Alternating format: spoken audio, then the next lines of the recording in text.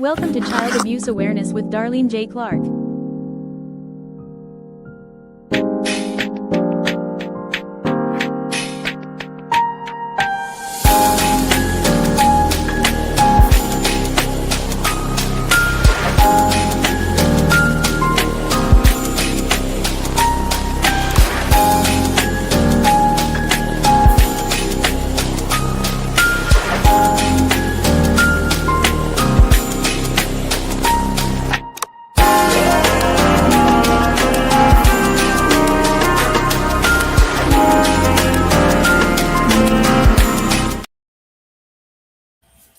Hello, welcome to another episode of Child Abuse Awareness with Darlene J. Clark.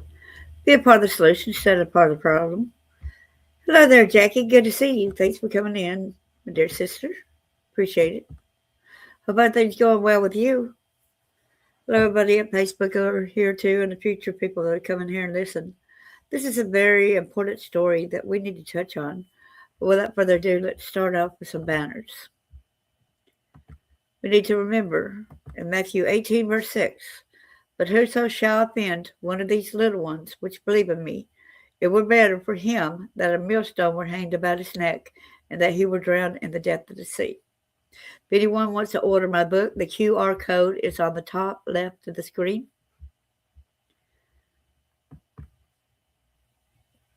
Copyright disclaimer. Under Section 107 of the Copyright Act of 1976, allowance is made for fair use for purposes such as criticism, comment, news reporting, scholarship, and research.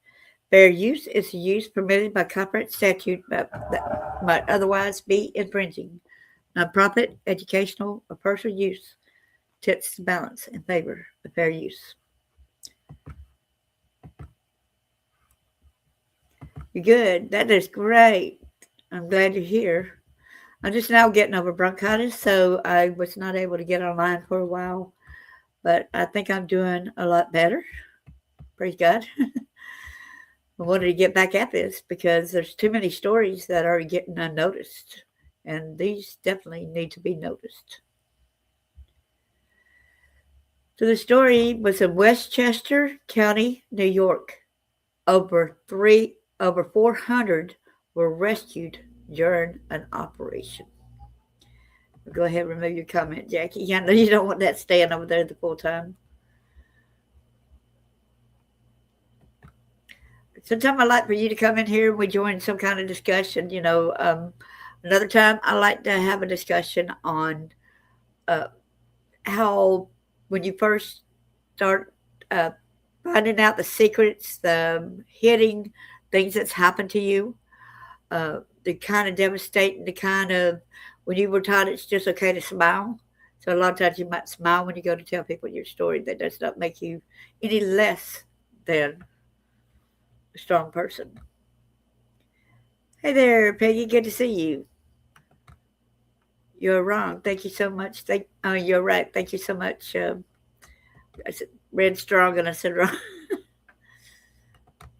Hey, David. Good to see you. Thanks for coming in, man. Appreciate you. Without further ado, let's get this, share the screen.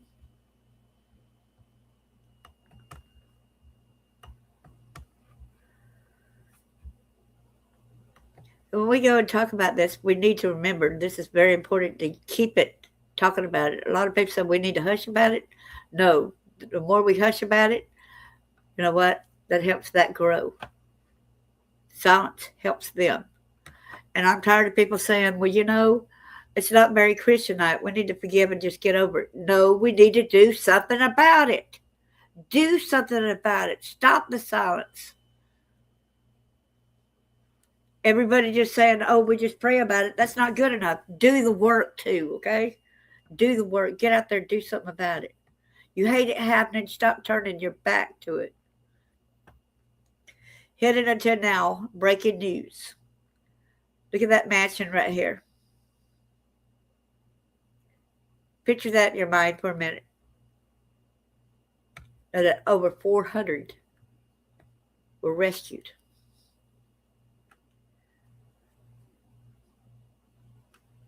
In the peaceful and affluent neighborhood of Westchester County, New York, a shocking nightmare was uncovered that shattered the illusion of suburban tranquility. Behind the gates of a $12 million estate, federal agents found a horrifying human trafficking operation that had been running silently for 7 years. Who knows? It could have been longer than that at another place. We all know that, right? They just happened to get caught at that said place, right? The sprawling mansion, owned by a shell company named Apex Haven LLC, was the epicenter of a global criminal network that enslaved over 400 men, women, and children in a hidden, windowless basement. The investigation began with a seemingly routine maintenance call. And I want to thank this guy, Marcus Chin. Thank you so much for noticing this and letting the people know, right? Marcus Chin, an HVAC technician, noticed a suspicious steel door with a keypad lock in the basement, behind which he heard voices. Despite warnings to ignore the situation, Chen contacted the FBI. Y'all, please pray for his safety because, a lot of times when you tell, something happens to you. So let's pray for his safety, okay? This tip initiated a months-long surveillance operation that revealed the estate was a hub for trafficking victims brought in through compromised ports and distributed to labor sites across the United States. So I believe it's more than 7 years old. It just happened to be at this locale, maybe 7 years. On the early morning of September 12th, 2024, a massive joint operation involving more than 200 agents from the FBI, DEA, and U.S. Marshals unfolded under heavy fog. The agents simultaneously breached the mansion's front and rear entrances using battering rams and flashbang grenades, overcoming a paramilitary-level private security team armed with assault rifles.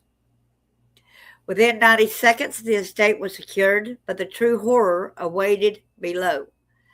Behind a reinforced steel door resembling a bank vault. Okay, now we get a better picture of the door, right? It resembled a bank vault. Agents discovered a grim underground detention center.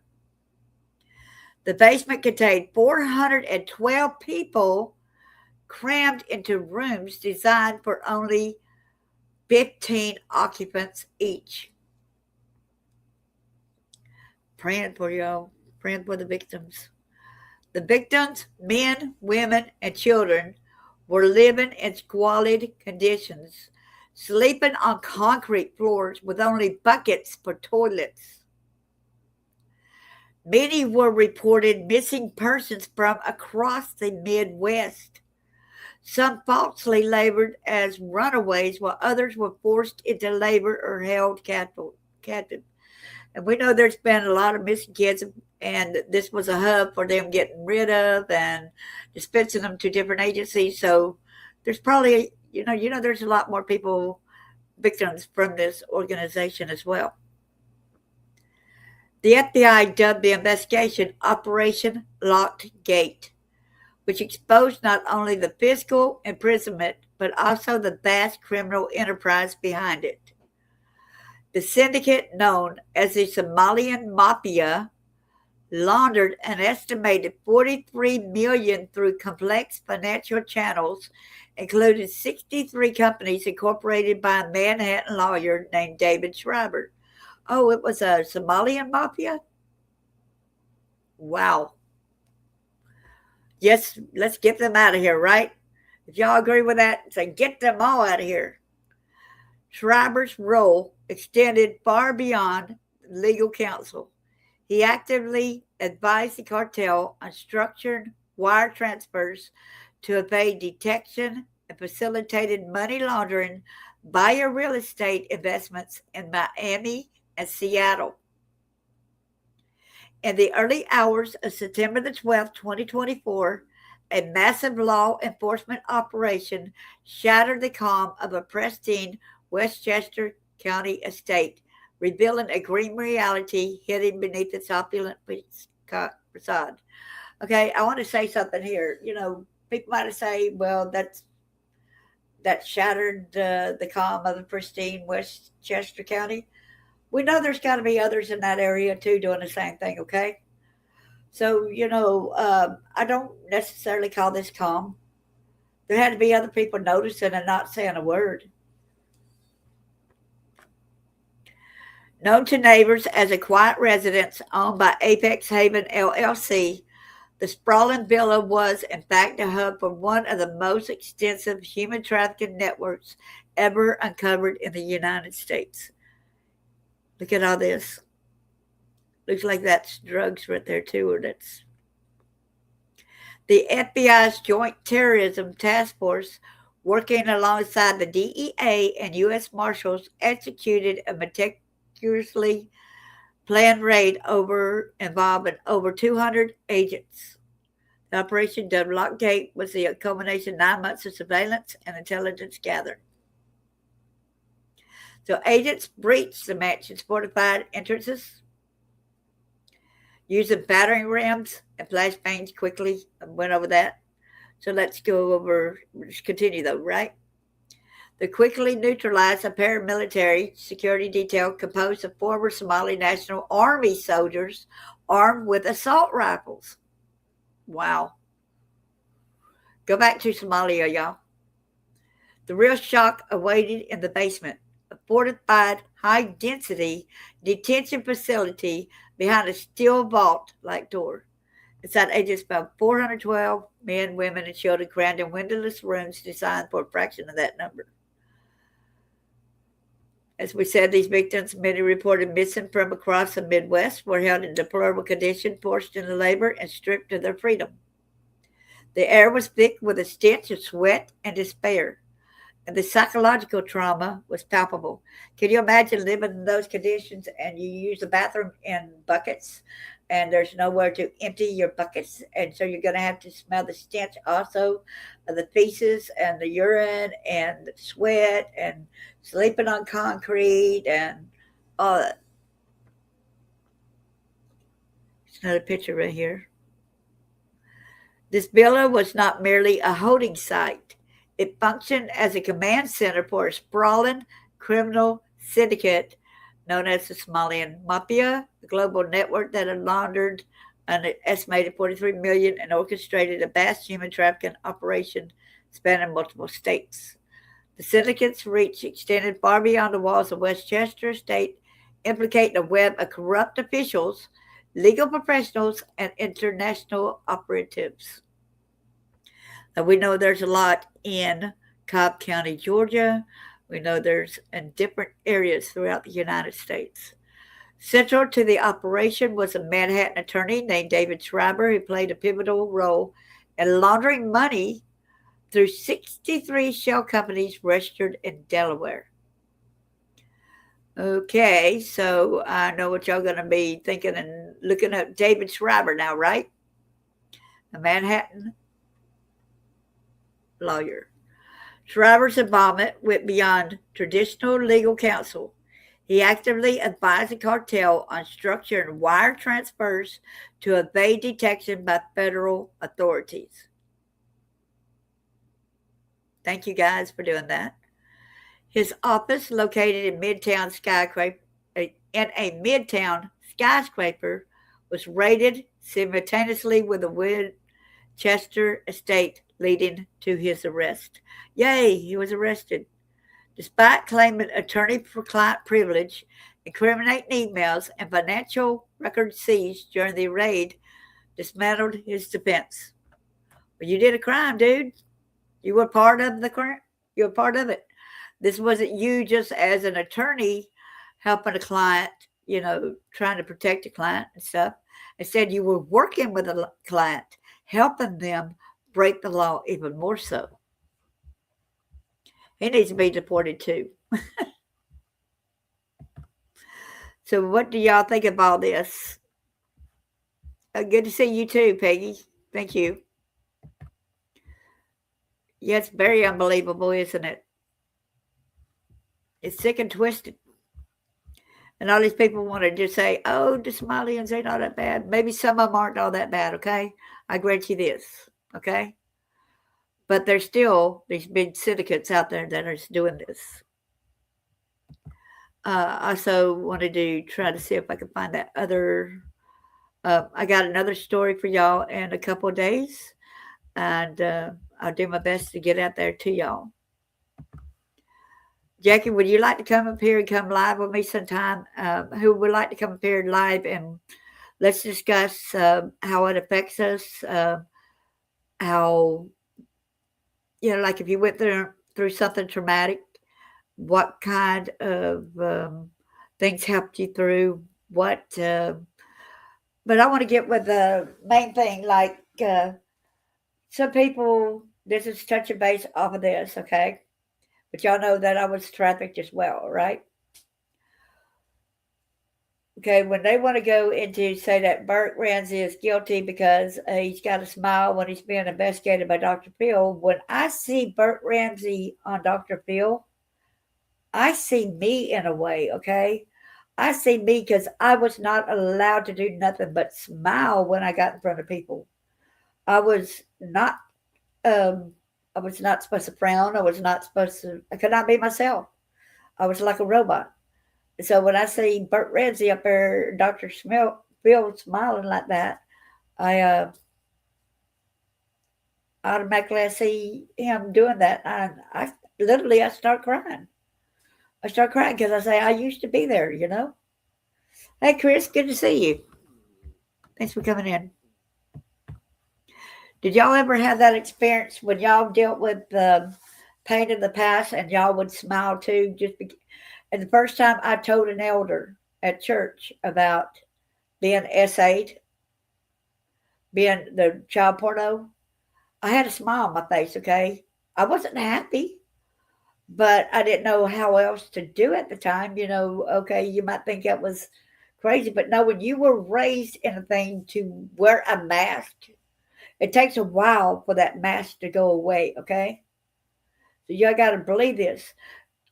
So whenever people's telling a story, they might have a smile on their face when they're talking about something negative. That does not mean they're really happy.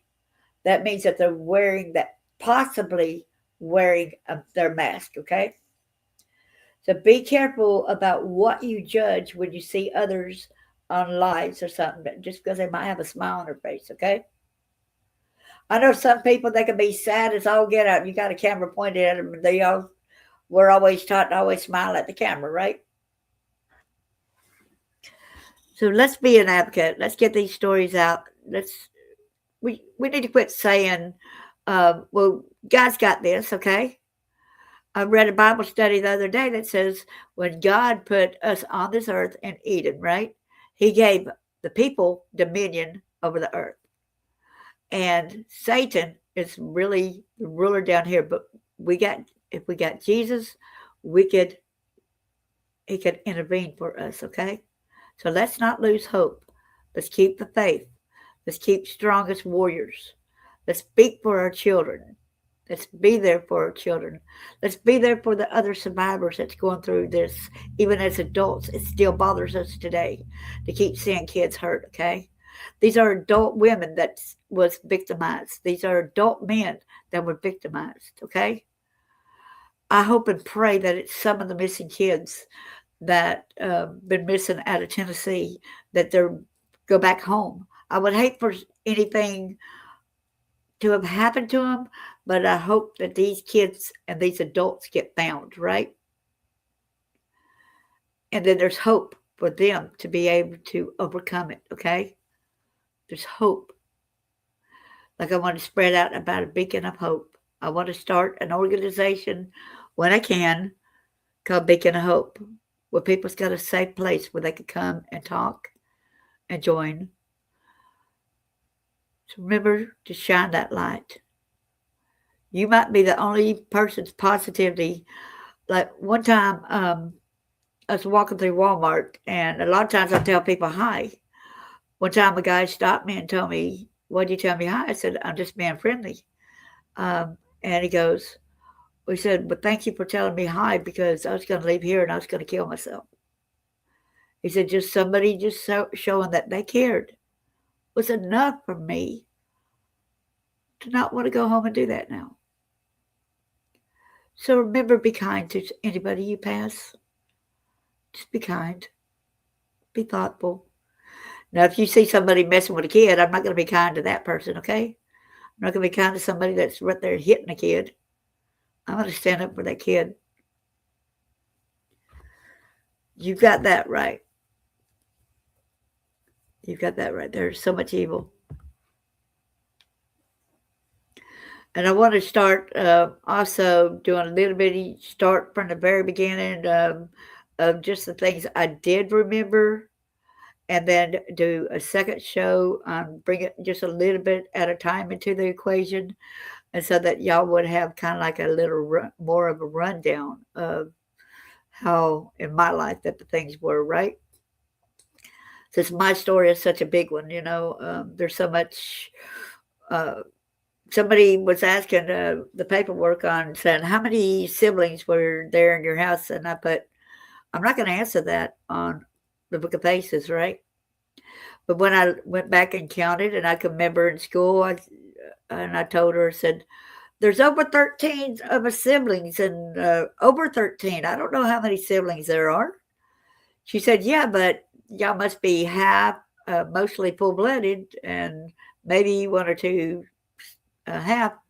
There wouldn't be step. I said, oh, yes, ma'am, there's a lot of steps, there's a lot of halves, and there's a lot of full-blooded. And she said, nothing is like a soap opera, and then she goes, oh, yeah, your story is a lot like a soap opera when so many marriages, so many kids, so many divorces, I couldn't help but put my head down, but it was true, It was true. It's like an evil, really more like a nightmare, right? And I want to tell y'all an incident that happened again the other day. Y'all remember that preacher dude that told me I need to quit thanking God and quit giving him credit for me surviving?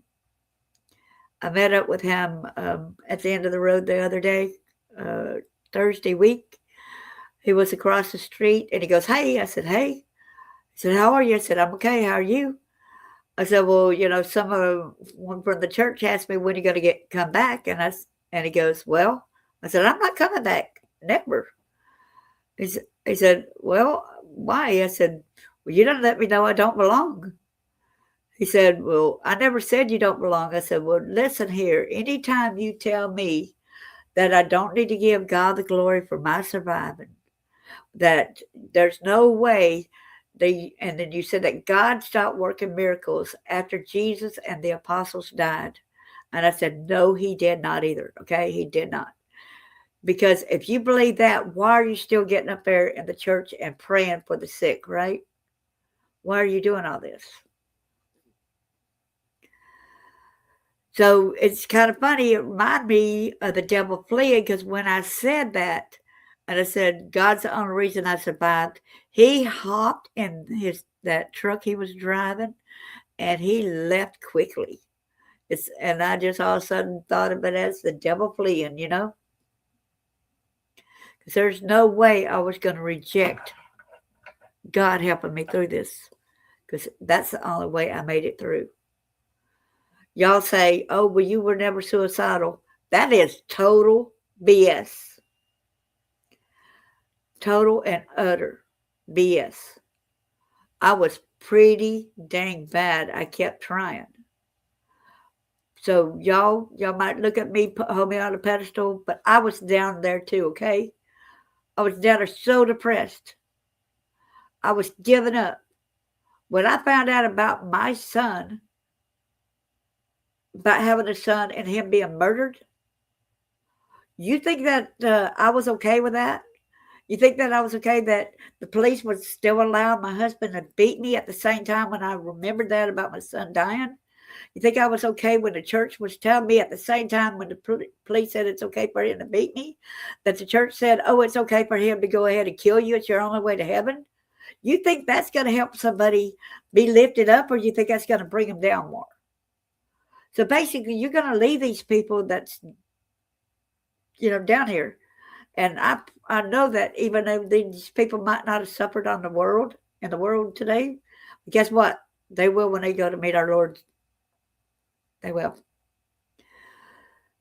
Yeah, one of the elders had told me that it's best to let my husband kill me. I was such an immoral person because of the fact about being sexually abused. It was all my fault, basically. But kind of find out he was over at my stepmom's house, during some of the cult meetings, and I knew that. So that's basically why he wanted me gone. And then another preacher, I would go to church, and I get home from church, and he would say, "We allow you to come to church, but we don't want you talking to nobody. Don't even say hi to nobody. You're just go to church and leave. You are not welcome to talk to anybody." So who would be held up on a pedestal? Who would be up lifted when hearing all that? Would y'all think the person that's already depressed, feeling possibly suicidal, do you think they needed to hear the added? You think that even though there were other people in the church that was telling the preacher to get my husband aside and condemn him for abusing me, okay? But no, they didn't do the work. They would not do it. This world is full of evil. And I will speak my voice, just like y'all have a right to speak your voice as well, okay? But nobody is ever going to convince me that God did not bring me through this. I took overdoses. Did I tell y'all the story of the overdose? One of the overdoses? I was driving around one day after another person. I would go to Waffle House at night because, see, my husband had told me to get up out of bed around 11 o'clock. He told me to go watch TV. I better not fall asleep. So at 2 o'clock, I fell asleep. I got woke up to him pounding my face for falling asleep. So then I said, okay, I'm going to get up. I'm going to go to Waffle House. Okay, sometimes Waffle House closed their doors to clean up. So a friend of mine had said that she's got a friend that if you ever need the bathroom, you could just go on in his place and go use the bathroom. I trusted her, okay? I trusted her. I had to go to the bathroom bad, so I did, and he trapped me and he raped me, okay? So I was in a strange guy's house. I had walked in because she had told me I could, right? That was the setup, right? Exactly. How could anyone that exactly, Peggy? And then knowing about the cult stuff and everything else, right? And it's what Peggy said, so anybody say that. So I want y'all to know that please don't hold me high on a pedestal. I'm going to give God the glory for me surviving. So anyway, I decided I was tired of, and I didn't want my kids to find me. I didn't know how to deal with everything, so I went driving around, and what did I do? I actually seen the spot where Daddy used to try to drown me. I said, perfect spot for me to overdose right here. Pull down in that little boat ramp right there at the river. Perfect. So I took the overdose and everything, and the next thing you know, I kid you not, it was a big white Cadillac that pulled up behind me. And I said, oh, no, God, no, you don't. No, you don't. No, don't stop this. No, God, no, right? How weird is it for a white Cadillac to come behind you? You automatically think of God or something, right? So anyway, I got turned around and I left, and I was going down a four-way highway. It was Highway 72 in Athens, Alabama. And I noticed that the pills were taking effect, right? So I was going all the way. I was in the far left, far right lane, And I was even veering the median and going over to the left as far as it would go. Then coming back through, I go, oh God, I'm going to kill somebody else. I don't want to kill nobody else, Lord. I just want me to die. So what do? I'm like, okay. I see a gas station up and right there, so I'll go in that gas station and just go in that bathroom and die, right? Oh my gosh! Then I go in there. What do I see? Can you believe a teenager was working in there? And I just threw up my hands and said, Lord, because I didn't want a teenager to have that on her about finding me dead, right? So I threw up my hands and I said, I took an overdose.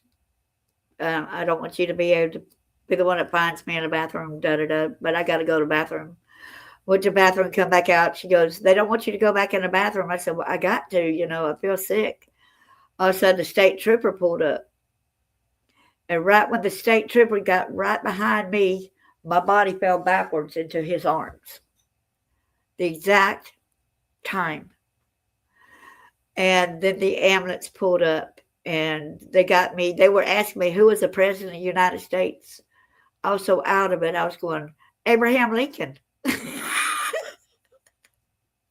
really couldn't remember who the president. I was pretty gone. And but somebody held my hand the whole time when I was in the emergency room. But they told me that no nurses and doctors were doing that. So who was it that was holding my hand, right? You're right. It is hard as heck to share this. But I want people to know that, just because you go and you think that I'm strong or something, that I never was this way, that, oh my gosh, that you're just so strong. You just want to just talk about this. You're just doing this for attention. No, I want to help. My purpose is out here to get the word out. I don't want people to lose their life, okay? I want people to see that there is hope. There's genuine people who give a dang about you, okay? There's people who genuinely care about you. So please, please try to reach out because there are people that do care. And it would affect a lot of us in ways that you don't really even realize that something did happen to you. Well, thank you all. I guess I'm enough being here. And God bless y'all. Thank you so much. Bye-bye.